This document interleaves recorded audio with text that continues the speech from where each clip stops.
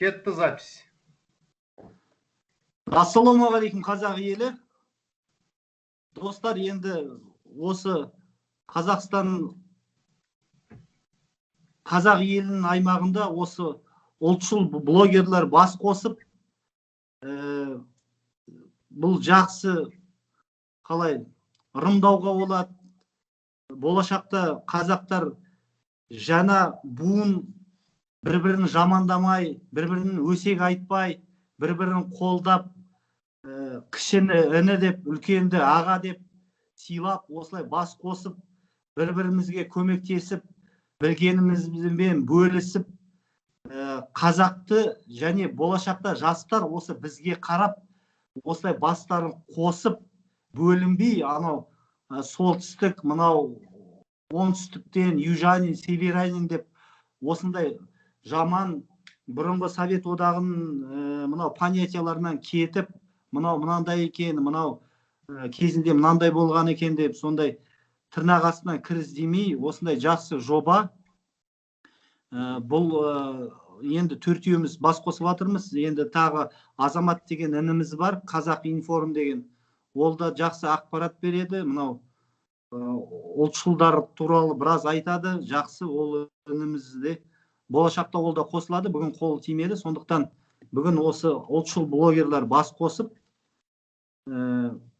болашақта өзімізге мүмкін мақсат қоямыз ба, қандай бір ұлтшылдарға бастарына күн туса, сондай ақпарат, мысалы Марғұланға бостандық дегенде бәріміз бір ауыздан қолдап, ешқандай жаман сөз айтпай, бәріміз бірдей өз YouTube каналдарымызда осы жағдайды айтып, сондықтан осы жерде тек қана сәлемі түзу, ниеті таза, жүректер қазақ деп соғатын блогерлер жиналды.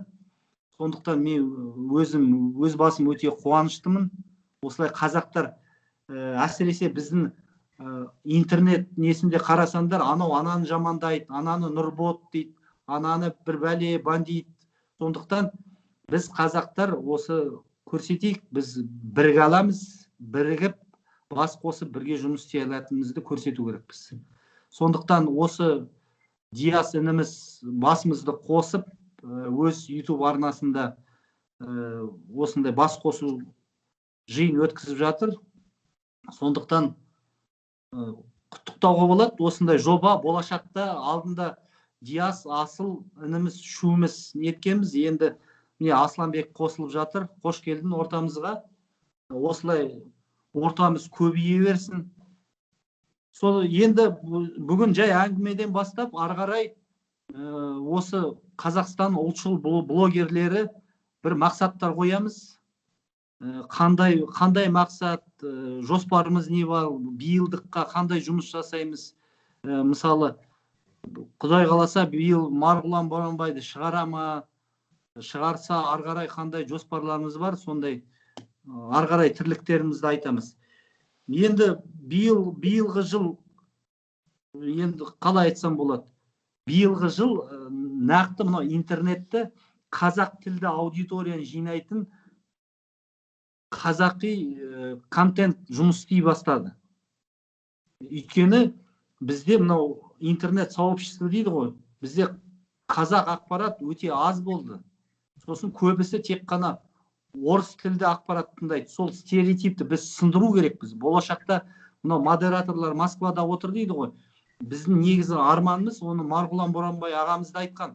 Мынау Средняя Азия, Қазақстанда егерде мынау сондай бүкіл жалобаны қабылдайтын егерде Алматы қаласында ашса, сол жақсы болар еді. Өйткені аударма бәрі орыс тілінде. Мысалы, московит деген сөзді олар өздері модераторлар анау заявкаға Америкаға тастағанда жаман сөз, оскорбление русской нации деп қылғанда, сол кезінде негізі ол мен оны дәлелдеп бергім келеді. Міне мынау Иранда тұратын қазақ ағамыз фарси тілінен Шыңғысхан туралы жазған деректеме, архив документтер, сол бұрынғы кітапты қазақ тіліне аударған. Ол кісі орыс тілін мүлдем білмейді.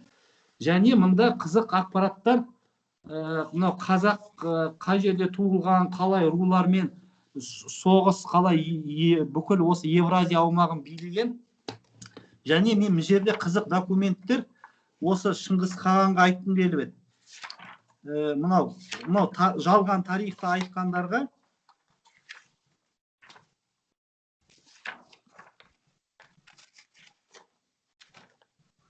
бұл кітап интернетте жоқ па? Білмеймін, интернетте бар ма екен. Өте қызық ақпарат. Мұнда картада қазір 1 секунд тауып берем. Бұлай жазылған екен. Мынау 1700 карта администрации Великой Тартарии, Лемезов. Міне. Мынау карта Амстердамнан алынған. Амстердам қаласынан 1700 жылы 1703 Великого хама дейді, ханы Делил деген біреу екен.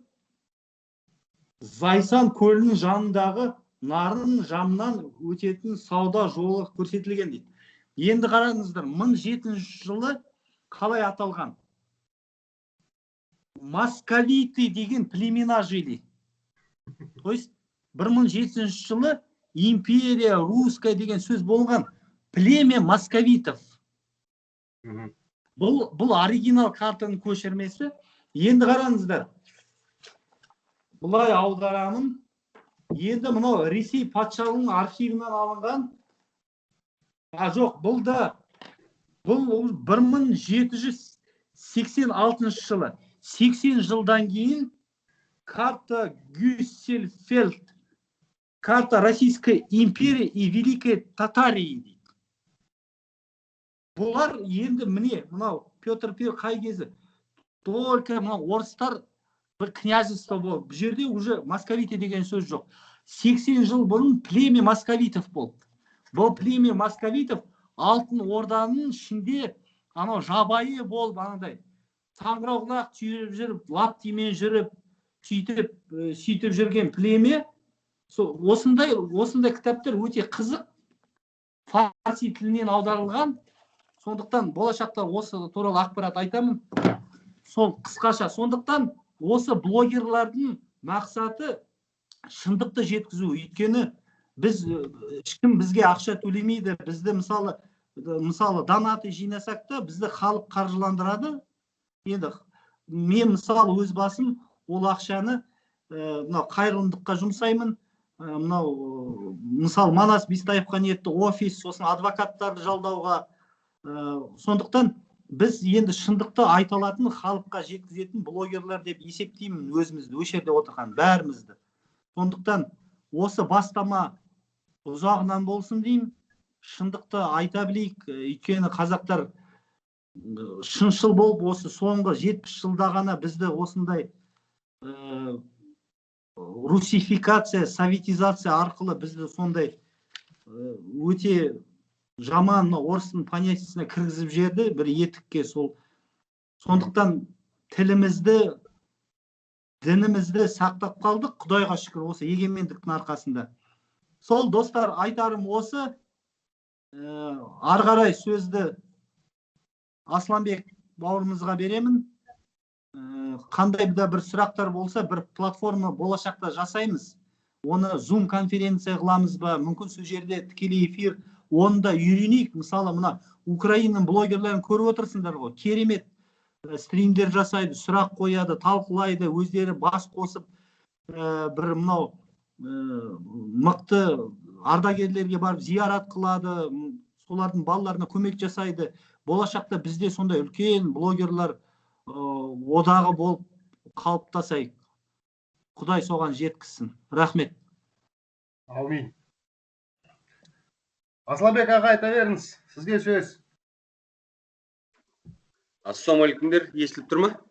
Иә. Біріншіден, ассалаумалейкумдер.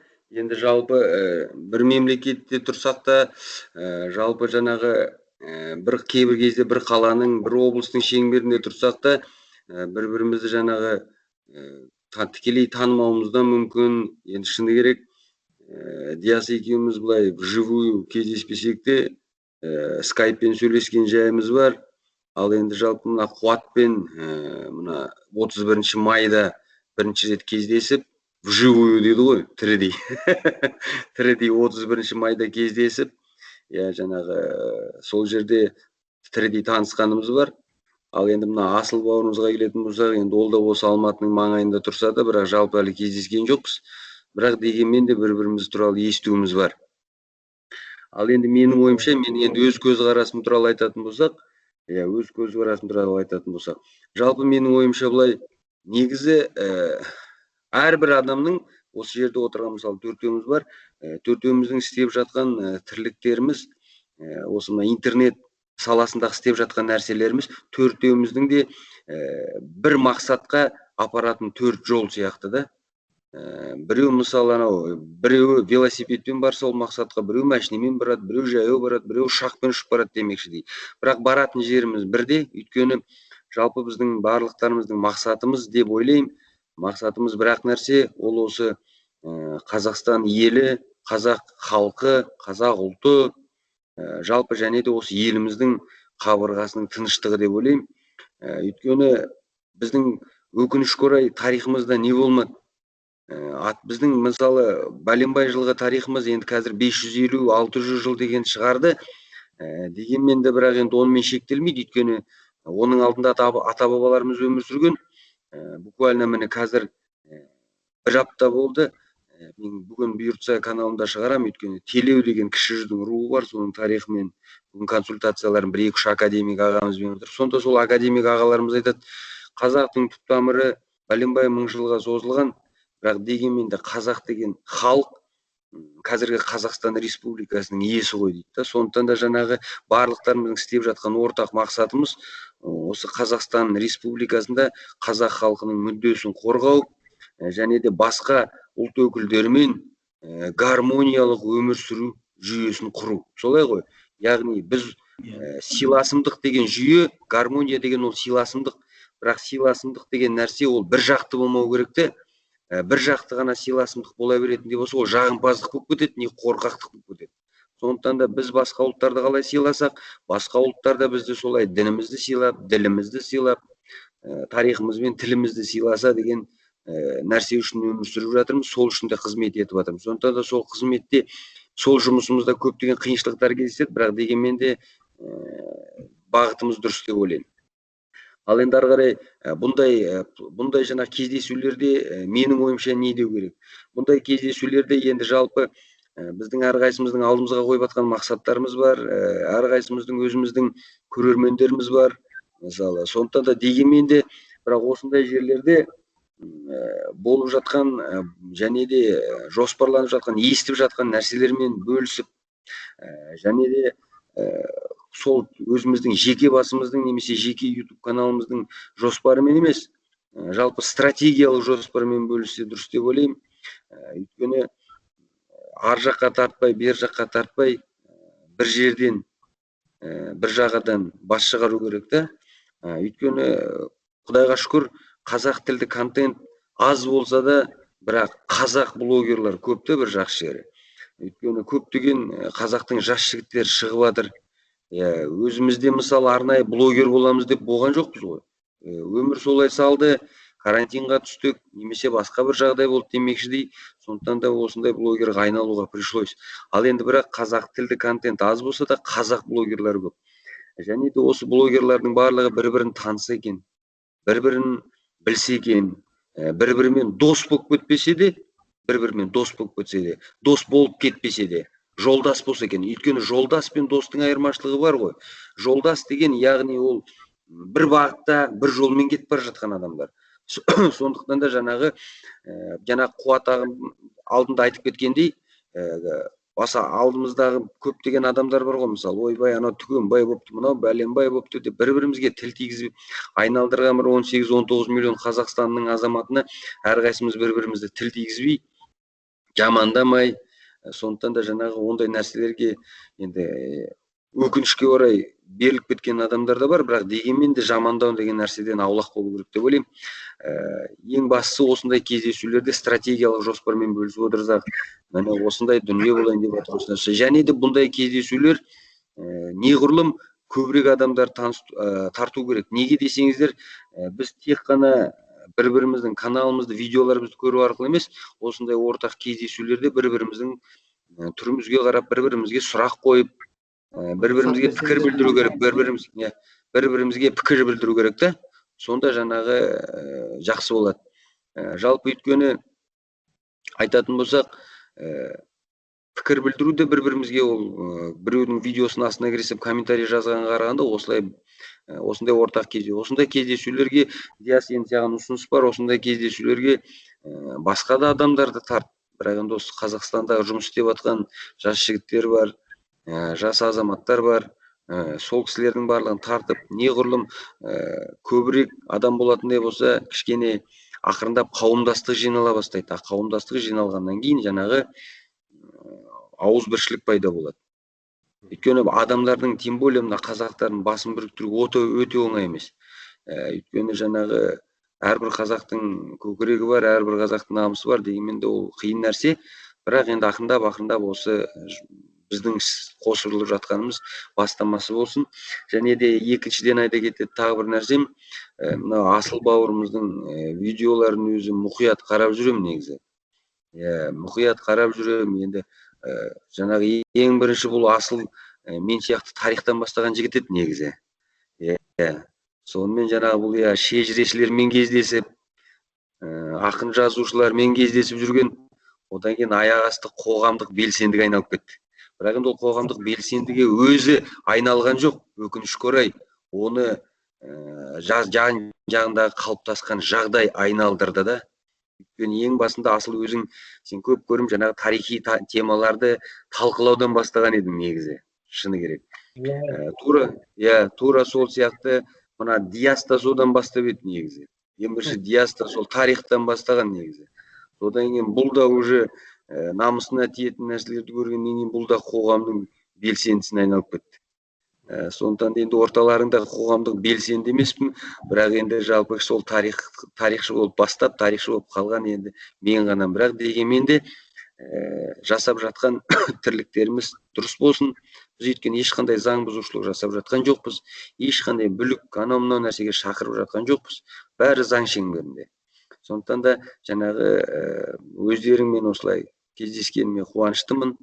Ең басты осы кіріспе нәрсе ғой бұл. Ең бірінші кірісу. Сондықтан да келесі тағы соңында айта кететін нәрсем, келесі жиынға, енді бұндай жиынды апта сайын өткізу деп айтамаймыз, өйткені әрқайсымыздың тірлігіміз бар, отбасымыз бар, жұмысымыз бар демекшідей. Бірақ енді айына бір рет ұйымдастырып тұрып, бірақ жалпы сол келесі кездесуде әрқайсымызға нақты бір уақыт беріліп, сол уақытта нақты бір проблеманы көтерсек деп ойлаймын. Өйткені мысалы бір проблеманы мысалы мен көтерсем, және де сол проблеманы сіздер мысалы шешуге маған көмектесеңіздер. Енді нақты мысал келтіретін болсақ, мысалы қазіргі таңда мына Қазақстан тарихы тематикасын алатын болсақ, енді мен өзім қозғалатын бағытта. Сол бағытта алатын болсақ, жалпы қазіргі таңда мына Шыңғысхан тематикасы жаңа қуаттың көрсетіп кеткені актуалды болып тұр. Сондықтан да мысалы келесі кездесуде мен Шыңғысхан туралы өзімнің бірнеше ойларымды білдіре кетсем, содан кейін өздеріңен бір-бірімізге сен деп сөйлей берейік. Біреуіміз кіші, біреуіміз үлкенбіз, бірақ дегенмен де замандаспыз ғой. Өйткені замандас деген ұғымды қазақтар дәл ешкім жою деген нәрсеге берген жоқ. Бәріміз бір заманның баласымыз. Біреу 10 жас кіші, біреу 5 жас кіші, біреу 4 жас үлкен демекшідей, бірақ дегенмен де замандас болғандықтан сен деп сөйлей берсек болады.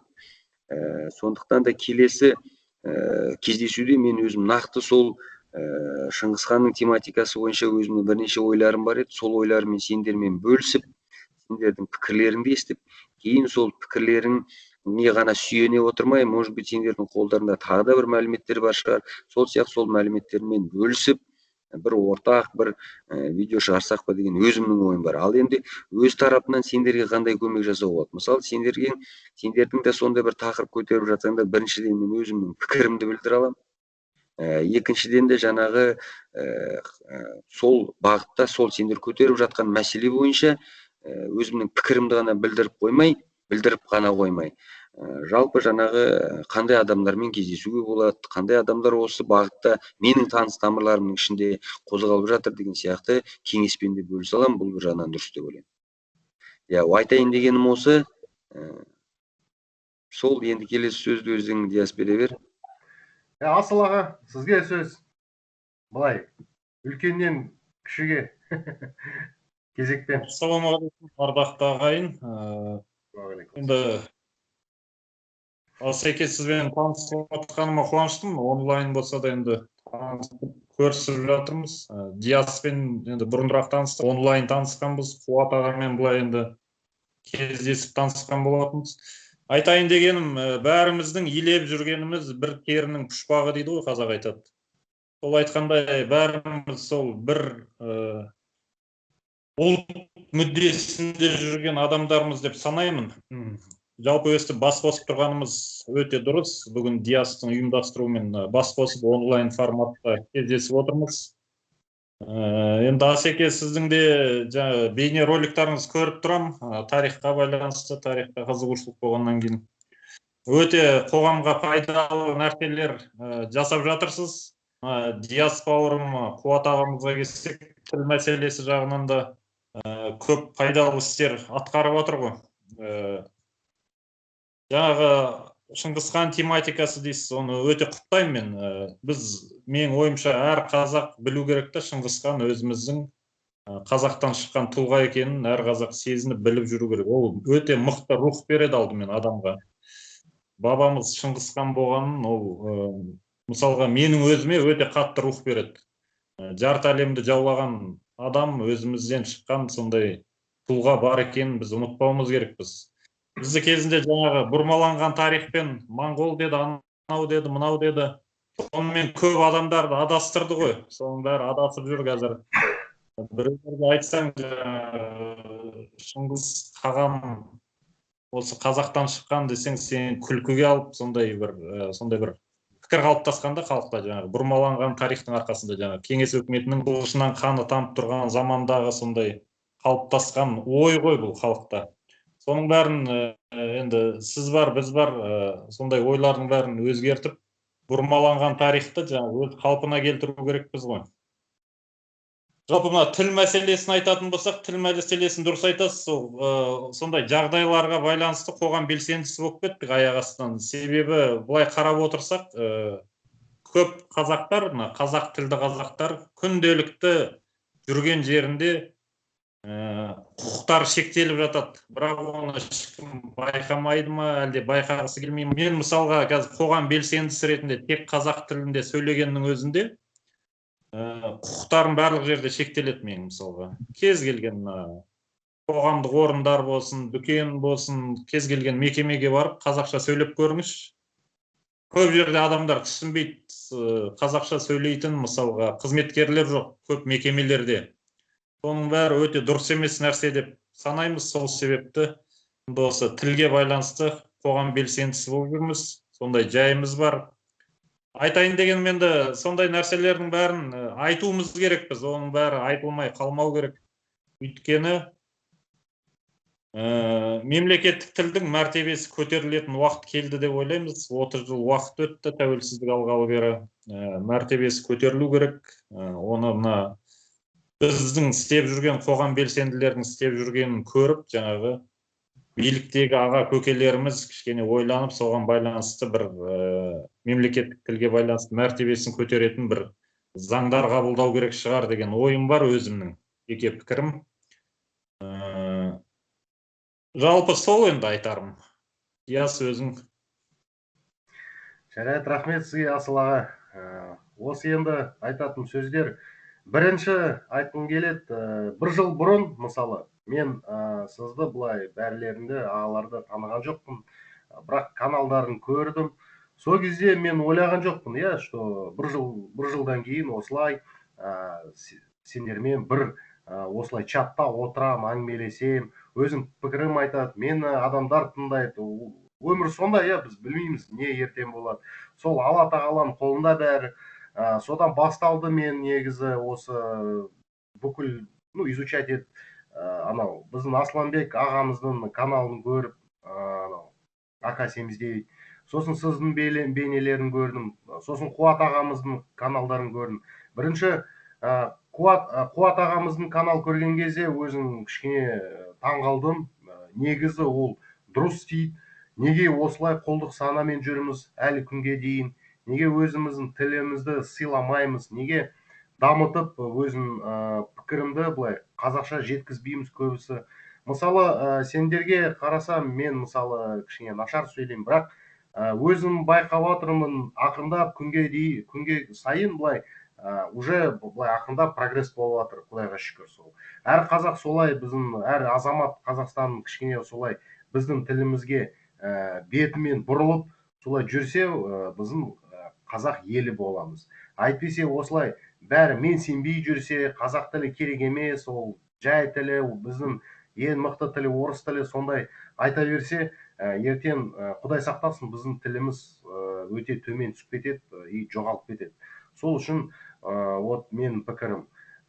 Шыңғысхан туралы енді ол ең менің былай сүйікті тақырып, өте жақсы көрем.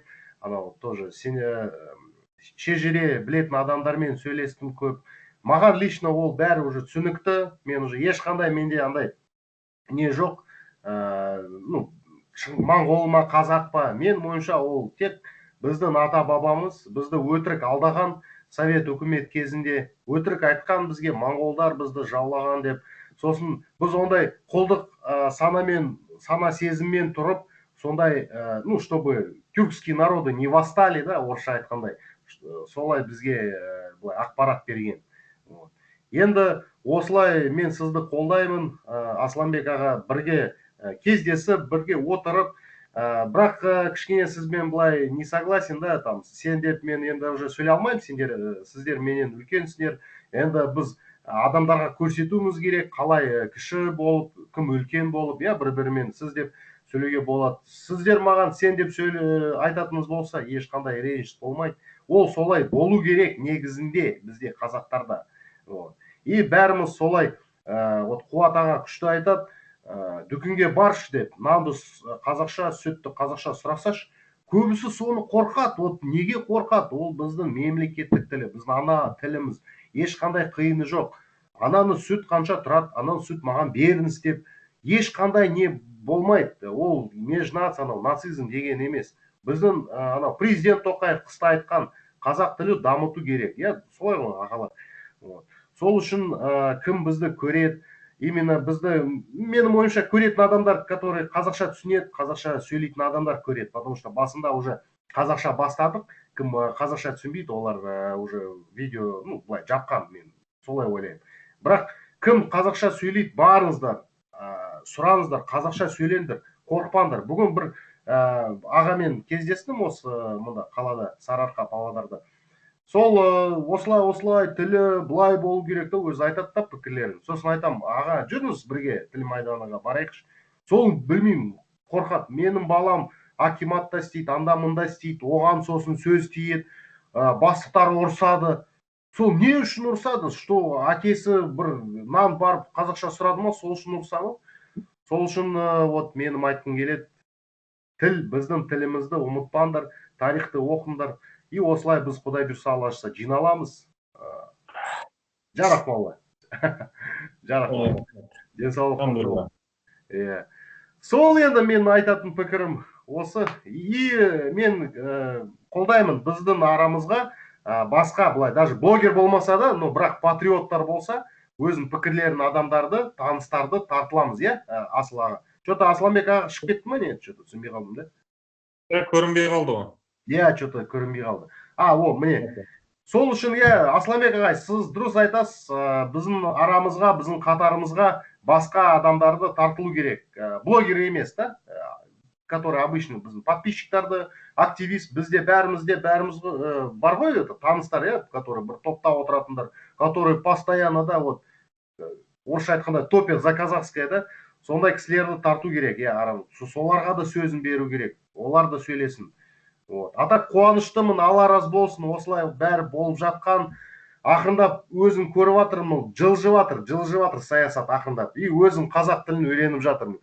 Соған өте ризамын.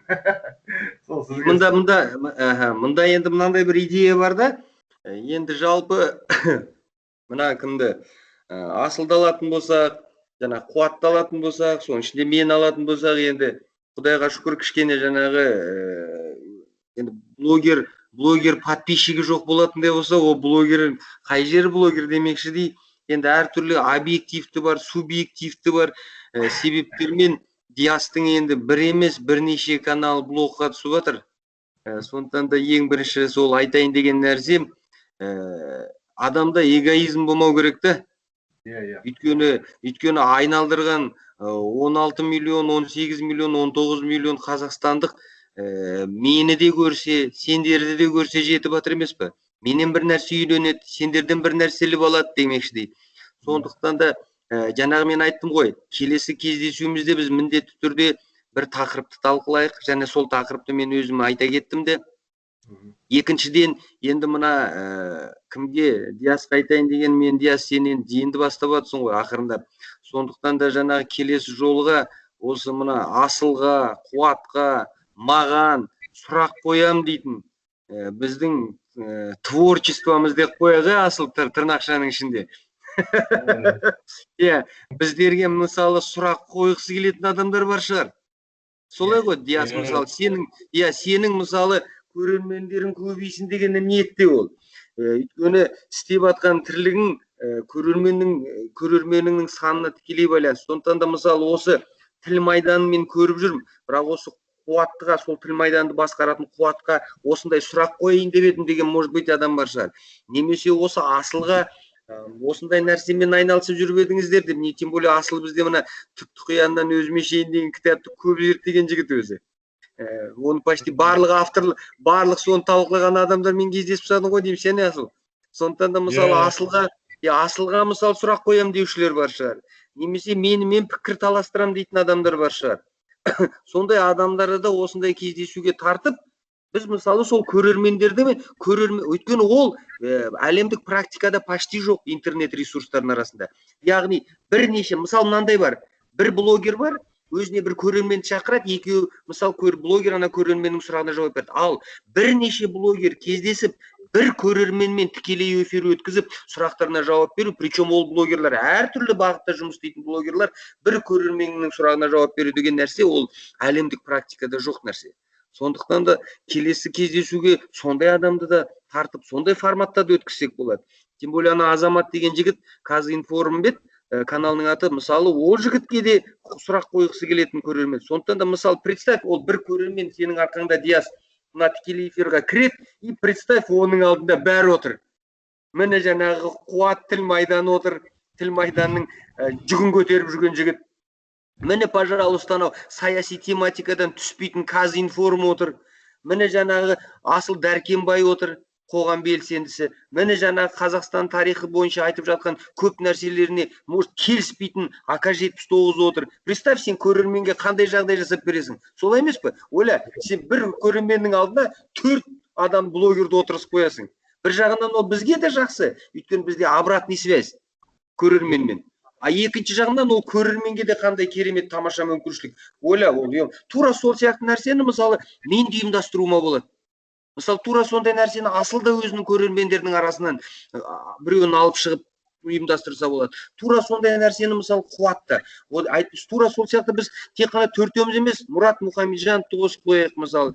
Жаңағы Желтоқсан қозғалысы бар, немесе ауған қоғамы бар демекші дей. Көрдіңдер ма, сондай адамдар сөйтіп қарапайым адамдармен көбірек өмір сүру керек, көбірек араласу керек. Өйткені сол кісілердің арқасында біздің мәлімет дамиды, және де біздің мәлімет сол кісілер үшін жасалған дүние ғой. Ол кісілер мысалы бізге тікелей комментарий арқылы кейде айта алмай да қалады. Өйткені миыңдағы сенің сөзді, миыңдағы сөзді, точнее миыңдағы ойды сөзге айналдыру қиын. А ол сөзді сөйлемге айналдыру, ол кейбір адамның қолынан даже келмейді. Солай ғой мысалы. Өйткені, ты понял, да, Диас? Например, не всем дано мысль превращать в слово, а слово превращать в предложение. Это вообще умеют только некоторые. Сондықтан да қалай қарайсыздар осындай идеяға? Сондықтан да асыл.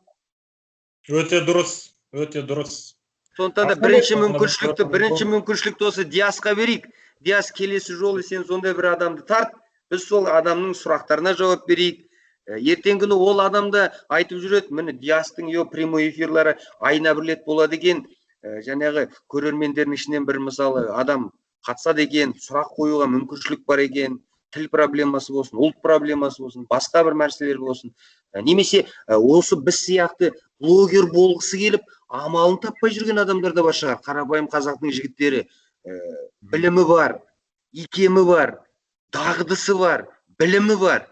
Ең бастысы отаным деп соғып тұрған жүрегі бар, бірақ жолын білмейді мысалы. Біз өзіміз енді осы жолда көптеген қателіктер жібердік қой. Әттең-ай міне кезінде бүйтіп жасау керек еді, сөйтіп жасау керек еді деп. Тура сол мысалы сондай ұсынысты да мысалы естігісі келген жастар бар шығар. Өйткені мен өзім білем, маған ондай блогер, жас мектеп жасындағы блогерлар көп мысалы звондап тұрады. Мына Қабанбай деген мысалы YouTube канал бар. Жап-жас бір-екі бала, мектеп жасындағы, біреу 7-ші класс, біреу 9-ші класс оқитын екі бала, бірақ көп көрім ақындап айтып қолдарынан келгенше тірліктерін істеп келе жатыр, бірақ ақылдарын сұрап тұрады. Мысалы сондай нәрселерге де сонда көбірек пайдамыз тиеді. Біз мысалы бұндай эфирларда мен отырып тарихи проблеманы айта берсем, Қуат өзіне тіл проблемасын айта берсе, асыл қоғамдық проблемалар көтер. Біз ол үшін и так өзіміздің каналымызда жұмыс жасап жатырмыз. Біз мына тікелей эфирді көрерменге арнайық. Сол көрермендермен диалог арнайық, обратный связь болсын солармен. Бір жолатып, мысалы келесі эфирді Диастың бір көрерменмен кездесіп, пікір таластырайық. Одан арғы кезде, мысалы Асылдыкін, немесе менікімен, немесе басқа біреумен. Қалай қарайсыздар осы идеяға? Асланбек аға, былай бүйту керек та. Кім сияқты анау Пан Василь бар ғой, Украин блогер. Сол техникалық он былай күшті біледі да, анау істейді, біздің блогерлерді шақырады, сосын адамдар звондайды сол номерге, ол күшті біледі да, сондай тоже біз бірдеме біз, сосын уже вне эфира соны сөйлесеміз да, ақылдасамыз қалай дұрыс істеуге болады, чтобы біз прямой эфирге шығып, сол Пан Васильдан бастауға болады негізі, соны қазақтар көбісі қарайды. Вот, 300-400 адам онлайн тұрады, сол осылай кіреміз. И уже адамдар звондайды, сол кезде адамдар звондайды, ол қоңырауды қабылдайды. Вот содан ақырындап бастаймыз, сосын уже өзіміз ақырындап сондай өзіміз эфирлерін істейміз. Сол ақырындап сіздің ойыңыз күшті, қолдаймын күшті. Вот, сол үшін келесі жол осы сол Пан Васильді шақырып, бірге бір эфир Мұнда тағы бір идея бар. Қазақша да орысша да сөйлейміз, потому что тағы бір рекомендация бар. Енді қазір айта кетесем, енді келісесіңдер ме, келіспейсіңдер ме білмеймін, бірақ енді мен ойымша былай, енді Асыл өзің қалай ойлайсың? Диастың айтқан сөзін естідім, бірақ менің ойымша былай, ондай VIP персоналармен кездесіп ой бөліскенге менің ойымша әлі ерте. Біз кішкене тәжірибе жинау керекпіз да ол үшін. Ойбай, ол мысалы ойла, шыны керек мен өзім кезінде тікелей эфир өткізетінмін. Тікелей эфир өткізген кезде, мысалы, действительно ютубта тікелей эфир өткізген кезде 300-400-дан бәленбай адам отырады, сұрақтарға жауап беріп үлгермейсің. Сондықтан да біз нақтылап алайық та, ең бірінші біз бір-бірімізбен әлі бір командада жұмыс істеп үйренбеген адамбыз. Мысалы, біз бір-біріміздің әлі мінезімізді, біз бір-біріміздің сөйлеу мәнерімізді білмейміз. Сондықтан да біз ең бірінші ақырында жұмыс жасау керек те. Сондықтан ең бірінші бір көрерменді сен тарт, Диас. Сондықтан да сол көрерменмен біз араласып, сөйлесіп, соның арқасында біз мысалы мен сөйлеп отырған кезде сендер мені бақылайсыңдар, бағалайсыңдар. Сендер сөйлеген кезде мен сендерге қарап, зерделеп, зерттеп отырам. Тура сол сияқты біз ең бірінші ақырында екі нәрсені үйрену керекпіз. Бірінші, бір-бірімізге үйрену керекпіз. Екінші, жаңағы ұжымдық жұмыс жасауға үйрену керекпіз. Менің ойымша солай. Ал енді ондай хайпты қуалап, жаңағыдай VIP персоналар шақыратын болсақ, олар ертең күні олардың алдында біз масқарамыз шығады, шыны керекші. Өйткені олар бұндай стримдардың акулалары ғой ол уже. Сондықтан да біз ең бірінші осы ұжымдық стрим жүргізіп үйреніп алайық. Содан кейін сондай адамдарға шығуға болады деп ойлаймын енді өзім. Асланбек аға, біз де акуламыз ғой. Нормально. Сау. Жарайды, енді Қуат ағамыз енді уже кірмейді, походу, өзінің эфир там өткізіп жатыр ма, білмеймін. Енді кімге енді сөзін берейін? Асыл аға айтыңыз енді, сіз кішкене... Асыл енді жаңағы менің идеяларым қалай? Иә, айтыңыз пікіріңізді. Енді бұл жерде жаңағы дұрыс айтасыз, өзіміз ақырындап бастау керек. Бұл жерде техникалық неге байланысты болып тұр ғой. Кішкене жаңағы стримдар өткізу жағын, кішкене техникалық жағын білмей жатырмыз біз. Мысалға қазірдің өзінде былай скайппен сөйлесіп отырмыз да, осы үшеуміз сөйлесіп отырып, сұрақтар бүйтіп онлайн форматта жүре беретіндей қылып, соның бәрін техникалық жағын ойластырып өткізуге болады өзімізше бір. Иә. Дұрыс айтасыз, әлі ертелеу шығар бізге. Ондай деңгейге жете қоймаған шығармыз әлі. Смело. Анда мында бәрін в общем надо, ничего страшного. Жарайды. Все, түсінікті. Енді онда мен... Содан ол кісілер орысша жүргізеді. Кішкене арамызда түсініксіздіктер болып қалуы мүмкін да. Жоқ, олар нормально, олар қазақша да, орысша да былай. Ну, енді қазақша, мысалы Қуат аға ол күшті кіммен, Пан Васильмен связьда, постоянно бірге эфирге шығады. Олар бізді біз тәуекелге салып. Сондықтан да ең бірінші үйреніп алайық. Жарайды, онда ағалар қалай қарайсыздар? Осы эфирді аяқтайық, кісілер кішкене енді уже бір сағат өтті негізі. Осы эфир күшті болды, менің ойымша. Осы біздің Асланбек пен Асыл ағалар бір-бірін осы эфирді таныды, иә. Сол күшті. Енді адамдар соны көрді, оны былай көреді. И тағы да сізді қолдаймын. Бір айдың, то есть не один раз в месяц, а бір аптан, да, один раз, то есть в неделю надо, один раз в неделю собираться. Сол ақырындап енді қазақша үйренеміз, бірге сөйлесеміз осылай ақырындап. Сол ағалар, сендерге үлкен рахмет. Связьда болайық, байланыста болайық. И жарайды. Иә, жақсы. Сау болыңыздар. Сау болыңыздар. Сау болыңыздар. Рахмет.